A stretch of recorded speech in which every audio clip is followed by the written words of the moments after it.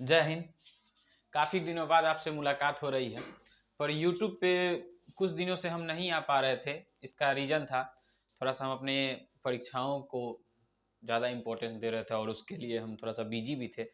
और हमारा एक ही सिद्धांत हमेशा से रहा है, जैसे हम कोई एग्ज़ाम को बोल के क्वालिफाई करते हैं कि इस एग्ज़ाम को हम क्वालिफाई करेंगे और क्वालिफाई करते हैं, उसी प्रकार हम चाहते हैं कि आपको भी बोल के क्वालिफाई करवाएं।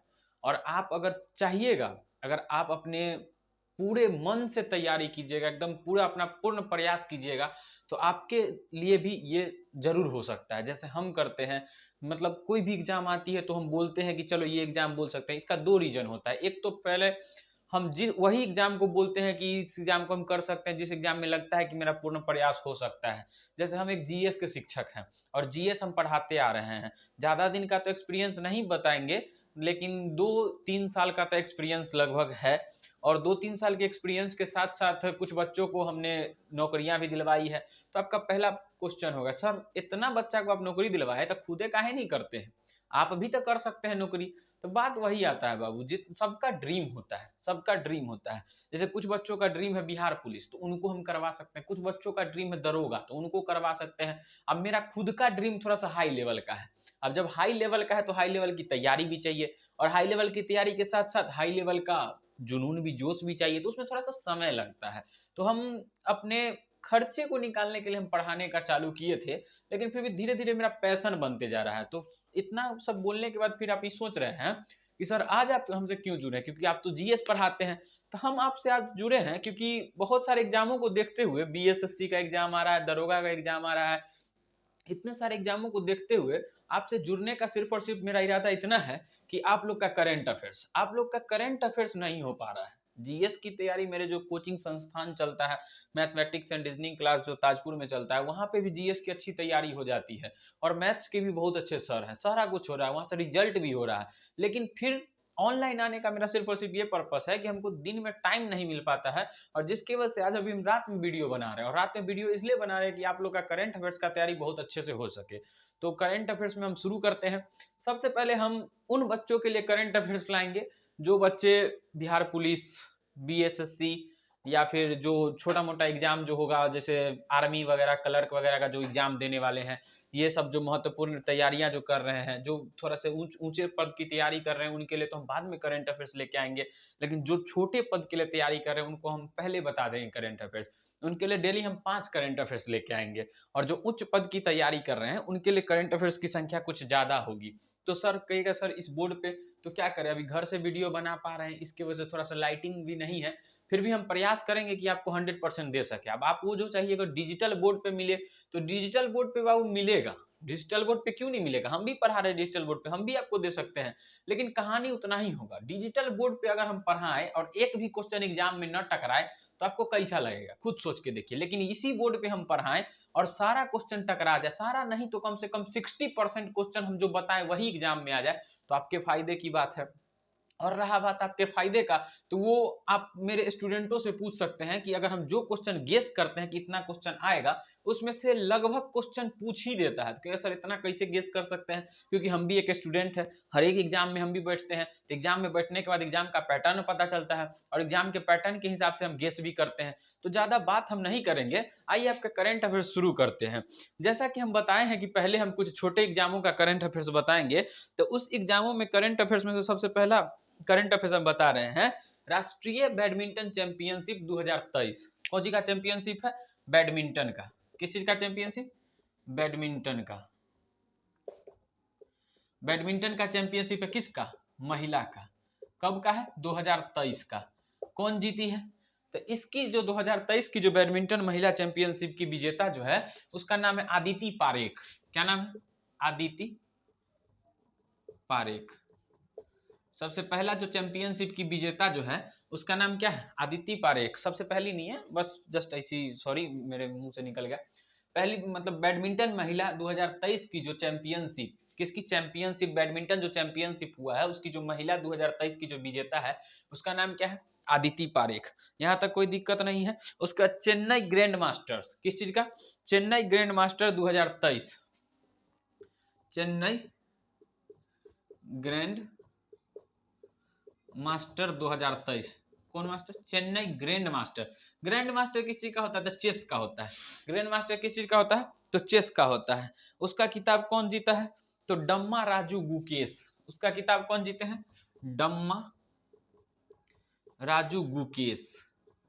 डम्मा राजू गुकेश किस चीज का?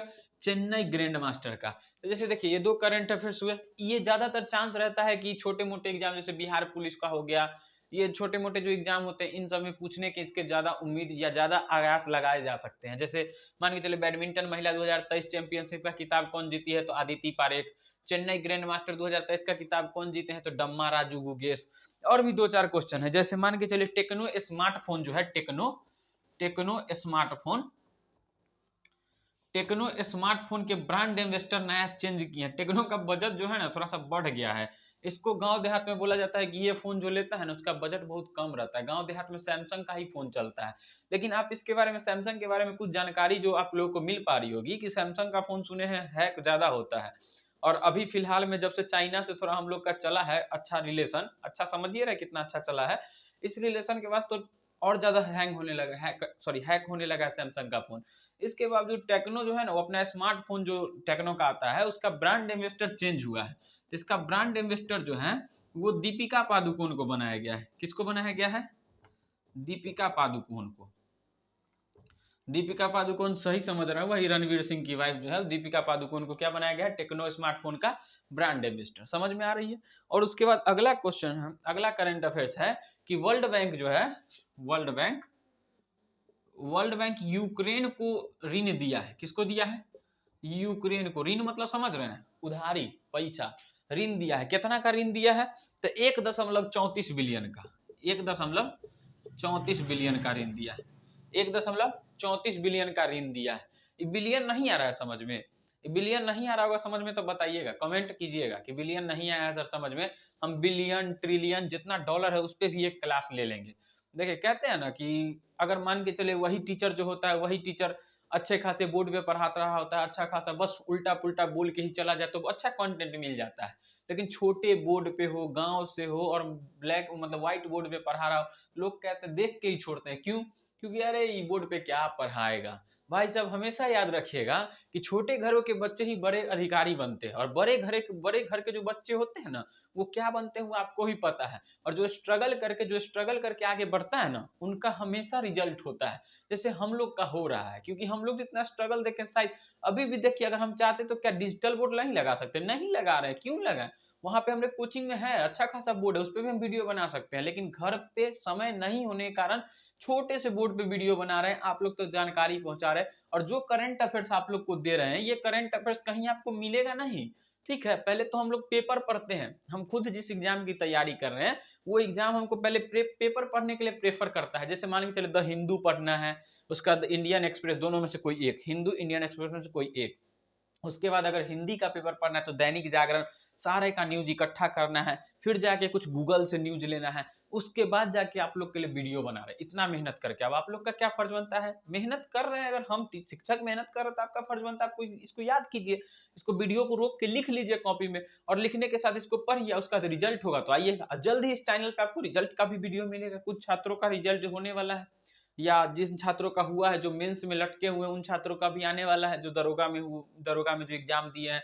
लगभग छात्रों का लगाया जा रहा है कि उन लोगों का रिजल्ट हो जाएगा, फिर आपको हम आगे इस पे अपडेट देंगे। ठीक है, तो वर्ल्ड बैंक से यूक्रेन कितना ऋण लिया है? 1.34 बिलियन का। ठीक है, उसके बाद अगला करंट अफेयर्स है कि किस राज्य ने इंट्रा डिस्ट्रिक्ट हेलीकॉप्टर सर्विस का उद्घाटन किया है? इंट्रा डिस्ट्रिक्ट हेलीकॉप्टर सर्विस का किस राज्य ने उद्घाटन किया है? तो ये आपके उत्तर प्रदेश, योगी बाबा वाले जहाँ के मुख्यमंत्री हैं योगी आदित्यनाथ, वही उन्हीं का जो उत्तर प्रदेश है वहीं पे इंट्रा डिस्ट्रिक्ट हेलीकॉप्टर सर्विस का उद्घाटन हुआ है। ठीक है, और एक लास्ट हम करंट अफेयर्स आप छोटे मोटे एग्जाम वालों के लिए बताए, छोटे मोटे एग्जाम, सॉरी माफ कीजिएगा हम गलती से छोटे मोटे बोल दे रहे हैं, कोई भी एग्जाम छोटा बड़ा नहीं होता, बहुत अच्छा एग्जाम होता है, और जिससे जो निकलता है उसके हिसाब से बोलता है। ऐसा मत समझिएगा कि सर को घमंड हो गया, घमंड नहीं हुआ है, हम बस एक स्तर बता रहे हैं कि जो मध्यम स्तर के एग्जाम होते हैं, जो निचले स्तर के एग्जाम होते हैं, उन एग्जामों में ये सब क्वेश्चन पूछा जाता है, और जो उच्च स्तर के एग्जाम होते हैं उनमें यह इस टाइप का ऑब्जेक्टिव नहीं पूछा जाता है। उनके लिए अभी हम आ रहे हैं, उन पे भी बताएंगे। तो जो माफ कीजिएगा गलती से मतलब निकल जा रहा है मुंह से, वो कोई बोलते हैं ना शब्द नहीं मिलता है तो बोला जा रहा है, इसके लिए हम माफी चाहते हैं आप लोग से। जो जिनको दुख लगे या जिनको बुरा लगे दिल पे मत लीजिएगा, जस्ट ऐसे ही हम मजाक में बोल देते हैं, ठीक है। और हंसी मजाक करके पढ़ने से याद भी होता है, ठीक है। अब अगर मान के चले कि पूरे टेंस में पढ़ेंगे, टेंशन में पढ़ेंगे, तो फिर तो दिक्कत हो जाएगी ना। तो टेंशन आप लोग नहीं लेना है। चार देखिए कितना 5 करंट अफेयर्स हुआ, सॉरी 4-5 हुआ, और एक आपको देंगे देशों के समूह में ओपेक। ओपेक के बारे में आप लोग जानते होंगे। ओपेक तेल निर्यातक देशों की एक संस्था है जिसमें तेल निर्यातक देश जो तेल जो बेचते हैं ना, वो सब देश में किसी एक ओपेक मतलब उन देशों ने मिलकर एक ओपेक संस्था बना रखी है। तो इस ओपेक संस्था में बहुत सारे देश हैं, जिसमें से एक देश को बाहर कर दिया गया है। वो देश कौन है? तो अंगोला। किस देश को बाहर किया गया है? तो अंगोला देश को बाहर कर दिया गया है। तो सबसे पहला हम लोग का करंट अफेयर्स क्या है? इंट्रा डिस्ट्रिक्ट हेलीकॉप्टर सर्विस कहां से शुरू हुआ? तो उत्तर प्रदेश। उसके बाद वर्ल्ड बैंक यूक्रेन को कितना ऋण दिया है? इंपॉर्टेंस ही नहीं करता है कि यूक्रेन मतलब कितना ऋण दिया है, इंपॉर्टेंस ही करता है कि किसको दिया है, तो यूक्रेन को दिया। उसका तीसरा है बैडमिंटन महिला 2023 चैंपियनशिप कौन जीती है? अदिति पारेख। उसके बाद चेन्नई ग्रैंड मास्टर 2023 चैंपियनशिप कौन जीते हैं? तो डम्मा राजू गुकेश। उसके बाद Tecno smartphone brand ambassador Deepika Padukone. और ओपेक देश से, ओपेक जो तेल निर्यातक संस्था है, उससे कौन से देश को बाहर कर दिया गया है? तो अंगोला को कर दिया है, ठीक है। तो इसके बाद हम आगे बढ़ते हैं। जो थोड़े से लेवल के एग्जाम होते हैं उनके लिए भी कुछ करंट अफेयर्स लेके आए हैं, तो आगे बढ़ते हैं। अब आते हैं कुछ और करंट अफेयर्स पे, जैसे अपने देश से ही जुड़े कुछ करंट अफेयर्स है। जैसे एक शहर है जिसको आर्टिफिशियल इंटेलिजेंस सिटी बनाया गया। कौन सा सिटी? आर्टिफिशियल इंटेलिजेंस सिटी का दर्जा दिया जा रहा है। वो शहर कौन है? तो लखनऊ। जिसको आर्टिफिशियल इंटेलिजेंस सिटी का दर्जा दिया जा रहा है वो शहर कौन है? तो लखनऊ है। वही यूपी का जो एक छोटा सा शहर पड़ता है लखनऊ, वो उसी को दिया जा रहा है आर्टिफिशियल इंटेलिजेंस सिटी का दर्जा। उसके बाद एक चीज और करंट अफेयर्स में आपको है कि कर्नाटक जो है, कर्नाटक में जितने भी बोर्ड दुकानों के थे, कर्नाटक कहाँ पे? कर्नाटक में जितने भी बोर्ड दुकानों के थे, जैसे मान के चले कोई दुकानदार लिख रहा है सुधा मिल्क पार्लर, जितना भी दुकान का बोर्ड सब है, सारे बोर्डों को बोल दिए हैं रिप्लेस करने के लिए। यहाँ के जो मेन मुख्यमंत्री हैं वो बोले रिप्लेस करने का मतलब नहीं समझे। जैसे मान के चले ना कि किसी बोर्ड पे अगर अंग्रेजी में लिखा हुआ है तो उसको अंग्रेजी नहीं लिखना है, उसको कन्नड़ भाषा में लिखना है। तो अंग्रेजी भाषा को ट्रांसलेट करने के लिए किस चीज में बोले हैं? कन्नड़ में। किस भाषा में बोले हैं? कन्नड़ में। कौन से स्टेट में? तो कर्नाटक में। समझ में आ रहा है ना। अब उसके बाद एक और देख लेते हैं कि रूस ने सुरक्षा परिषद में भारत की अस्थायी सदस्यता का समर्थन किया है। किसमें? सुरक्षा परिषद में। किस परिषद में? सुरक्षा परिषद में। किसने किया है? रूस ने। किसकी अस्थायी सदस्यता का? भारत की अस्थायी सदस्यता का। किसकी? भारत की अस्थायी सदस्यता का। समझेंगे इसको कि क्या है। देखो भारत जो है ना अस्थायी सदस्यता की ओर बढ़ रहा है। किसकी? सुरक्षा परिषद की। तो उसमें समर्थन किसने किया है? रूस ने। तो नहीं समझे। जैसे मान के चले अभी एस जयशंकर जो है हमारे विदेश मंत्री भारत के, वो अभी रूस दौरे पे गए हैं, ठीक है।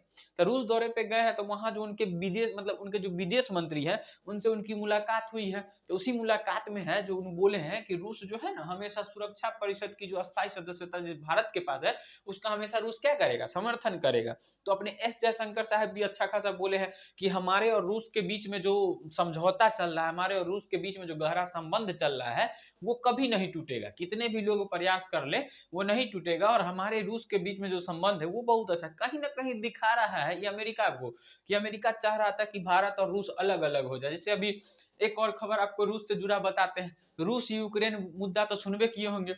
रूस से जो यूक्रेन का वार हो रहा है उसमें रूस का एक जहाज जा रहा था और उस जहाज में रॉकेट भरा हुआ था, ड्रोन भरा हुआ था, बारूद वगैरह भरा हुआ था। तो उसी में जो है ना यूक्रेन काला सागर से होके जा रहा था। तो यूक्रेन वाला ने उस पर बम्बार्डिंग कर दिया और उस जहाज को मतलब उड़ा दिया। जिसके वजह से रूस बौखला गया। और यूक्रेन के पास जो एक स्टेशन है, स्टेशन जहाँ पे 100 से 150 लोग ट्रेन में बैठने वाले थे कीव जाने के लिए, यूक्रेन की राजधानी जो कीव है तो वहां जाने के लिए लोग सब बैठने वाले थे, लेकिन यूक्रेन के वहीं पे सेनाओं ने गोली चला दिया, जिसमें 6 लोगों के मारे जाने की रिपोर्ट आ रही है और बाकी कुछ घायल भी है। समझ में आ रही है? तो वहां पे रूसी सेना जो है ना वो मतलब स्टेशन पे एकाएक आके गोली चला दी। क्यों चलाई थी? क्योंकि रूस का जो जा रहा था जहाज, जिसमें गोला बारूद था, मिसाइल था, ड्रोन था, जिस पे हमला कौन किया है? यूक्रेन कर दिया है। और यूक्रेन हमला के बाद उस जहाज को उड़ा दिया है, और वही जहाज उड़ाने के विरोध में रूस जो है क्या किया है, तो रूस जाके उनके सैनिकों सॉरी रूस के सैनिकों ने घुस के स्टेशन पे गोली और चला दी है, जिसके वजह से जो है बहुत सारे यूक्रेन के 5-6 सैनिक घायल, सॉरी 5-6 लोग घायल भी हो गए हैं, बहुत सारे, सॉरी 5-6 लोग मर भी गए हैं और बहुत सारे लोग घायल भी हो गए। किसके? यूक्रेन के। ठीक है, ये सब रिपोर्ट के बाद एक चीज और हम बताते हैं, भारत की जो अर्थव्यवस्था है इस पे कुछ हम बात करना चाहते हैं। किस पे? भारत की अर्थव्यवस्था। देखिए ये उन लोगों के लिए ये काम आएगा जो हम डिस्कस कर रहे हैं, ये उन लोगों के लिए काम आएगा जो लोग किसी एग्जाम का मेंस लिखेंगे। ठीक है, और हो सकता है कहीं कोई और भी एग्जाम में पूछ दे, तो इसके लिए हम बता रहे हैं। देखिए बताते हैं, भारत की अर्थव्यवस्था भी 5वें नंबर पे पहुंची हुई है। ठीक है, आसार लगाए जा रहे हैं कि भारत की अर्थव्यवस्था 3रे नंबर पे भी पहुंच सकती है, हालांकि इसके कम चांस है, लेकिन चांस जो भी है पहुंच ही सकती है। भारत पे जो है ना कर्ज थोड़ा सा बढ़ चुका है। कहेगा सर कितना बढ़ा था? 205 लाख करोड़ का कर्ज हो गया है। कितना लाख करोड़ का? 205 लाख करोड़ का। कहेगा सर आप अपना मन से कैसे बता रहे हैं? तो ये आपके दैनिक जागरण पेपर से लेके द हिंदू पेपर तक में भी था। ठीक है, तो भारत पे 205 लाख करोड़ हो गया है, जो कि लगभग मानिए ना आपका तो 80% है आपके इकोनॉमी का। कितना परसेंट है? 80%। तो इसी पे आईएमएफ एक बात कहा है। आईएमएफ क्या कहा है?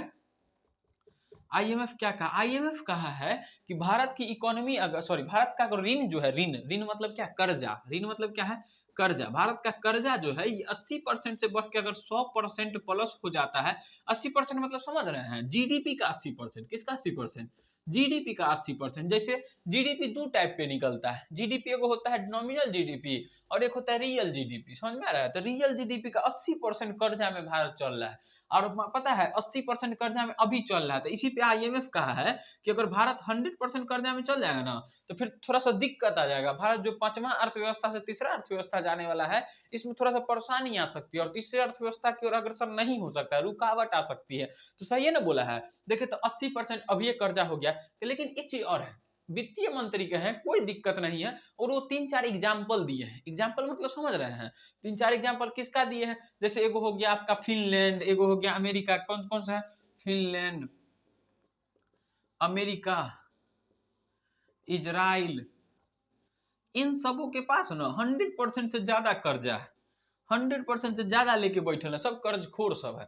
100% से ज्यादा कर्जा ये सब लेके बैठल है। तो वित्त मंत्री कहे जब एकरा सा के पास 100% से ज्यादा कर्जा हो सकता है, तो हम तो मात्र 80% लेके बैठल हैं, हम काहे नहीं जी सकते हैं जी? हालांकि वो दूसरा बात है कि इतना खबर हम लोग के अगर गांव में पता चल जाए कि भारत पे 205 लाख करोड़ का कर्जा है, तो लगभग आदमी फांसी लगा के मर जाएंगे। और जो फांसी लगा के नहीं मर पाएंगे उन बात पहुंचाते पहुंचाते मर जाएंगे। जैसे मान के चलिए कि हम, पता है हमारे घर के बगल में वो है चाची, उनको पता चल गया कि 205 लाख करोड़ का कर्जा है। क्या किए पता ना? पूरे गांव में बात पीटने के चक्कर में उनका मतलब समझिए ना, उनको हार्ट का बीमारी था, वो घूमते घूमते रह गए।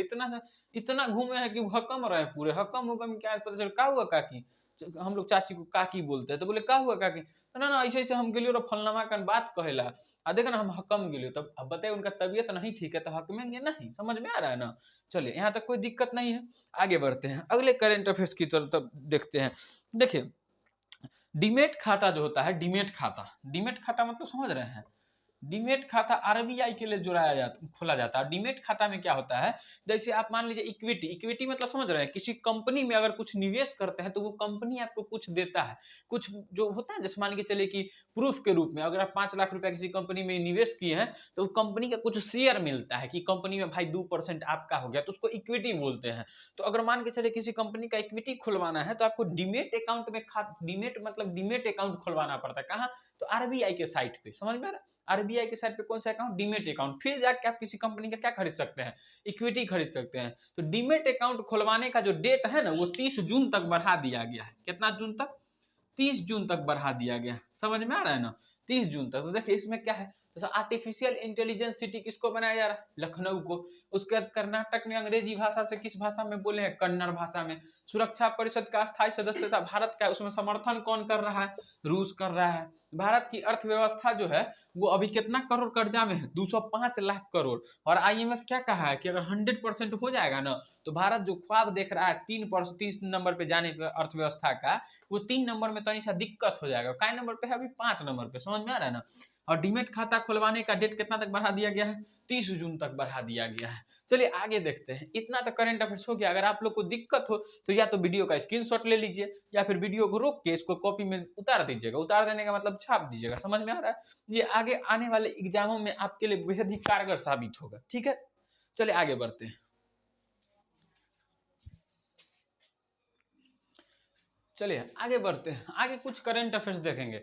थोड़ा सा ना हमारा भैया बोल रहा था ना कि थोड़ा सा हमारा मुंह करिया लग रहा था, हालांकि हम उतना करिया है नहीं, और क्या कहे ना कि लाइट थोड़ा सा डिफ्लेक्ट लग रहा है। हम कल और लाइटिंग का व्यवस्था करेंगे। हम अर्जेंट में बनाना शुरू किए हैं। बहुत सारे स्टूडेंटों का मैसेज आ गया ना, तो फिर हम सोचे कि चलो बनाते हैं। वैसे हमारे मुंह पे ध्यान नहीं दीजिएगा, ध्यान दीजिएगा आप इधर, ठीक है, बोर्ड पे, क्योंकि ज्ञान का जितना भी बात होगा यही पे होगा। और एक चीज और आपको बता दे, हो सकता है तो 1 जनवरी के बाद से, 1 जनवरी तक में हमको थोड़ा सा काम है, कहीं जाना है। 1 जनवरी के बाद से आपके एनसीईआरटी का भी क्लास शुरू हो जाएगा। किस चीज का? एनसीईआरटी। कहिएगा सर एनसीईआरटी पढ़ा के का होगा? तेरे बुड़बक, सब कुछ तो इहे से होगा। आपको क्या लगता है कि 10वां तक आपका एग्जाम का वैल्यू है? जैसे मान के चले किसी एग्जाम का फॉर्म भरते हैं तो बोलते हैं ना कि 10वां पे एग्जाम आया है, तो 10वां पे जो एग्जाम का फॉर्म भरते हैं, मतलब समझ रहे हैं कि 10वां तक के एनसीईआरटी से क्वेश्चन पूछेगा। ये भी हम बताएंगे आपको। इतना एग्जाम का तैयारी करते ही भी हम बताएंगे। तो आपको एनसीईआरटी भी पढ़ाना हम शुरू करेंगे। कब से? 1 जनवरी के बाद से। तो आप लोग तैयार रहिएगा, ठीक है। चलिए आगे बढ़ते हैं। जैसे देखते हैं, एगो अमोनिया गैस होता है, ठीक है। अमोनिया गैस का शराब होना शुरू हो गया। किस गैस का? अमोनिया गैस का। अमोनिया गैस किस में पाया जाता है पता है? खाद जानते हैं? खाद, खाद जाने नहीं जानते? खाने वाला खाद वाला नहीं, खाद वस्तु वाला नहीं। वो खाद जो गोदाम में आता है, जो खेत में यूरिया छिड़ते हैं उसको, अगर उसको ना तनी सा, मतलब देखिए 1-2 मुट्ठी यूरिया ले आते तो कोई फर्क ही नहीं पड़ेगा। लेकिन अगर मान के चले खाद गोदाम में घुस जाइएगा तो फिर आपके आंख से आंसू आने लगेगा, ठीक है। ऐसा ही खाद फैक्ट्री था एगो एन्नौर में। कहाँ पे है? एन्नौर में। एन्नौर कहाँ है भाई? तो एन्नौर आपका चेन्नई में। कहाँ है? चेन्नई में। एन्नौर कहाँ है? चेन्नई के बस जस्ट बगले में पड़ता है। समझ में आ रहा? तमिलनाडु में है। तमिलनाडु में चेन्नई के थोड़ा सा बगल में, जहाँ पे ऑर्डिनेंस फैक्ट्री भी है एन्नौर में, ठीक है। एन्नौर बंदरगाह भी है, ठीक है। वहां पे जो है ना, वहां पे अमोनिया का शराब हो गया है। अमोनिया का शराब कौन कंपनी द्वारा हुआ है? तो कोरोमंडल इंटरनेशनल लिमिटेड। कौन सा? कोरोमंडल इंटरनेशनल। इंटरनेशनल को IT से लिख देते, ठीक है, और लिमिटेड को LMTD से लिख देते हैं। आप समझदार है। कोरोमंडल इंटरनेशनल लिमिटेड जो कंपनी है वो पाइप बिछा रखी थी, ठीक है। उसका पाइप हुआ, फूट गया, क्या हुआ नहीं हुआ, इसके बारे में तो विशेष जानकारी नहीं है, क्योंकि हम जाके देखे नहीं है, हम तो न्यूज से बता रहे। समझिएगा, कोरोमंडल इंटरनेशनल लिमिटेड जो कंपनी है उसका पाइप जो था, वो पाइप फूटने की वजह से कहिए, या खुलने की वजह से, या किसी भी वजह से लीकेज हो गया। लीकेज किसका हुआ है? तो अमोनिया गैस का। किस गैस का लीकेज हुआ है? अमोनिया गैस का। और इस अमोनिया गैस से पता है आंख से इतना जलता है ना, इतना जलता है ना, कि एक बार अगर अमोनिया गैस के फैक्ट्री में घुस गए ना तो आंख को बंद करके उधर से आइएगा, ठीक है। जिसकी वजह से बहुत सारे लोगों का जो है ना, मरे तो नहीं है, अभी मरने का घटना नहीं आया है, लेकिन हॉस्पिटल में बहुत सारे लोग जा चुके हैं, ठीक है। अमोनिया बड़ा खतरनाक होता है। एक चीज समझ में आ गया। उसके बाद आप जानते हैं कश्मीर वाला पूंछ का घटना? पूंछ जगह का नाम बता रहे हैं जी। कश्मीर में कोई जगह पूंछ है, वो पूंछ में ना लगभग 4 गो फौजी को और 3 गो स्थानीय लोगों को आतंकवादियों द्वारा मार दिया गया है। तो उन लोगों को जो आतंकवादियों द्वारा मार दिया गया है, उन लोगों के घर वालों से मिलने कौन गए हैं? राजनाथ सिंह, ठीक है। कौन गया मिलने? राजनाथ सिंह। सॉरी, राजनाथ सिंह कौन है? अरे ये है ना, हर पूर्वक रक्षा मंत्री अपना लोग का। कौन मंत्री है? रक्षा मंत्री राजनाथ सिंह। यही कहाँ गए हैं? तो जिनका जो हत्या हो गया है ना, उनसे मिलने गए हैं। तो एक और न्यूज हो गया, कोरोमंडल इंटरनेशनल लिमिटेड से क्या हुआ है? अमोनिया का शराब हुआ है। तो हो सकता है क्वेश्चन पूछ दे कि हाल ही फिलहाल में अमोनिया का शराब मतलब किस राज्य में हुआ है, या फिर किस राज्य में अमोनिया के शराबित होने से कुछ घटना घटा है। कुछ भी क्वेश्चन पूछ सकता है। एग्जामिनर का दिमाग क्या कीजिएगा, खाली होता है, कहीं से कुछ भी उठा के पूछ देगा, तो करना पड़ता है हम लोग को इतना मेहनत। चलिए यहाँ तक कोई दिक्कत नहीं है। उसके बाद जो अपना जो चाचा है अमित शाह, वो बोले हैं कि इंटरनेट पर, कहां पर? इंटरनेट पर अगर अवैध लोन देने वाले, अब कंपनी का अवैध लोन जो देते हैं, अवैध लोन देने वाले कंपनी का अगर प्रचार कीजिए ना, अवैध लोन देने वाले कंपनी का, तो आप पे बहुत बड़ा जुर्माना भी लग सकता है। समझ में आ रहा है? इंटरनेट पर अगर जैसे म्यूचुअल फंड बोलते हैं कि जोखिमों से विरुद्ध सुरक्षा प्रदान करता है, और भी बहुत सारा जो कंपनी है जो लोन देता है, वो अगर अवैध लोन देता है, उसका प्रचार करके आप धरा जाइएगा इंटरनेट पे, तो आपको भारी कीमत चुकाना पड़ सकता है। समझ में आ रहा है? तो ये कौन बोले हैं? अपना गृह मंत्री अमित शाह। यहाँ तक कोई दिक्कत नहीं है। उसके बाद एक चीज और है ना कि फ्रांस में कुछ दिन पहले अपना बहुत आदमी फंस चुका था। फ्रांस में कहाँ फंसा था? फ्रांस में काहे फंसा था सर? तो कुछ आदमी जो थे ना, दुबई से निकारागुआ जा रहे थे। निकारागुआ का राजधानी मानागुआ है, और दुबई से कहाँ जा रहे थे? निकारागुआ। अब निकारागुआ जा रहे थे, पहुंच कैसे गए? फ्रांस। कैसे? तो फ्रांस कहा कि कुछ लोग मानव तस्करी कर रहे हैं। मानव तस्करी मतलब शराब को बुराई भर के ले जाना था, शराब अवैध रूप से। इसी तरह मानव को अवैध रूप से ले जाना, उसको मानव तस्करी बोलते हैं, जिसको देह व्यापार भी बोलते हैं। तो बोला फ्रांस वाला सब कि उस जहाज में मानव तस्करी हो रही है, इसलिए फ्रांस वाला क्या किया, उस जहाज को अपने यहाँ उतरवा लिया पेरिस में, ठीक है, और अपने यहाँ उतरवा के 276 आदमी को बंधक बना लिया, छोड़िए नहीं रहा था। लेकिन अंततः भारत के बहुत सारे वार्तालापों के बाद, बहुत सारे कोशिशों के बाद इसका परिणाम यह आता है कि 276 आदमी भारत के लिए रवाना होते हैं, और भारत के लिए जो आदमी रवाना हुए, भारत पहुंचे हैं, उनसे गुजरात में पूछताछ की जा रही है। कहां पर? गुजरात में। गुजरात पुलिस जो है उनसे पूछताछ कर रही है। क्या कर रही है? पूछताछ कि आपके साथ क्या हुआ।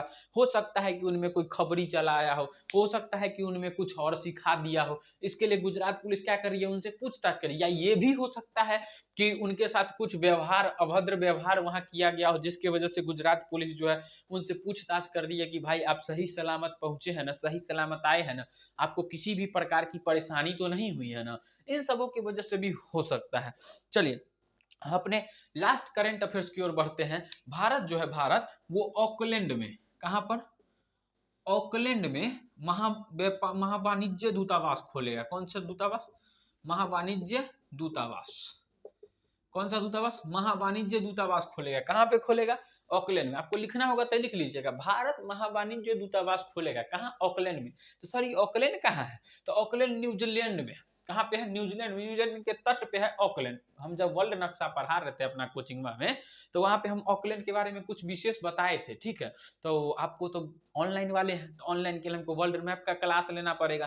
तो वर्ल्ड नक्शा का क्लास तो अभी पॉसिबल नहीं है जब तक डिजिटल बोर्ड नहीं है, फिर भी हम प्रयास करेंगे कि कुछ आपको बताते चला जाए। तो ऑकलैंड में क्या सर इससे पहले दूतावास नहीं था? था, दूतावास था। दूतावास ऐसा नहीं है कि नहीं था, लेकिन उस दूतावास में व्यापार संबंधी बात वगैरह नहीं होता था। जैसे मान लीजिए कि हर देश का हर जगह दूतावास है, उसी तरह था। लेकिन अभी कौन सा दूतावास खोला है? महावाणिज्य दूतावास। कौन सा दूतावास?